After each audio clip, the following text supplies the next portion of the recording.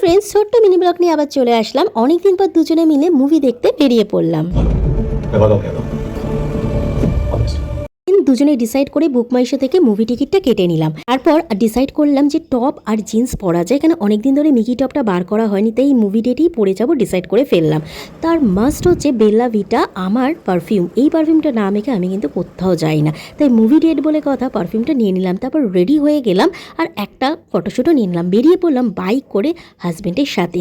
তো চলে এসেছিলাম আইনক্স হাইল্যান্ড পার্ক মেট্রোপলিস মলে আমরা মুভি দেখতে।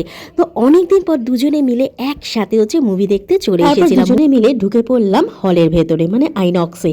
তো আমাদের টাইমিং ছিল 6:45 থেকে হচ্ছে স্টার্ট। তারপরে দুজনে ভীষণ এক্সাইটেড ছিলাম যে কখন সিনেমাটা স্টার্ট হবে, কখন আমরা দুজনে ঢুকবো। তারপর হলের মধ্যে ঢুকে পড়লাম, সিটে বসে পড়লাম। उसके पहले मैं कंजर्वेटिवली चला।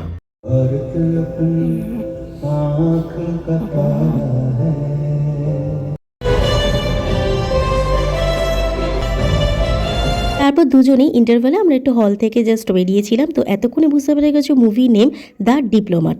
তো এইভাবেই সিনেমাটা দেখলাম। তারপরে মলের ভেতরেই, মানে মল থেকে নেমে আমরা এই মেট্রোপলিসে আসলে দুজনেই ট্রাই করি কফি ডিপ সফট টি।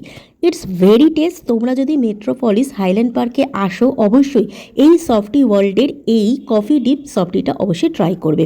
দেন চলে আসলাম আবার 99-এর বিগার অ্যান্ড বেটার অফার হচ্ছে মোমো। তো দুজনেই ঢুকে পড়লাম, কারণ আমরা দুজনেই মোমো প্রেমী, তাই ননভেজ মোমো নিয়ে নিলাম। তো এই মোমোটা অসাধারণ টেস্ট। তারপর হাজব্যান্ড বসে গেল হচ্ছে খেতে। আর এখানে কিন্তু 8 পিসেস দিয়েছে 99, এটা কিন্তু অফার চলছে। আমিও নিয়ে নিয়েছিলাম। এক্সেলেন্ট টেস্ট আর ভীষণ সফট। এইভাবে আমাদের মুভি ডেটটা দুজনে কাটালাম। ছিল সেই মল যেখানে আমরা মুভিটা দেখলাম। ভীষণ একটা ভালো মুভি দেখলাম অনেকদিন পর। কেমন লাগলো ব্লগটা অবশ্যই কমেন্ট করে জানাবে। নেক্সট ব্লগে আবার দেখা হচ্ছে।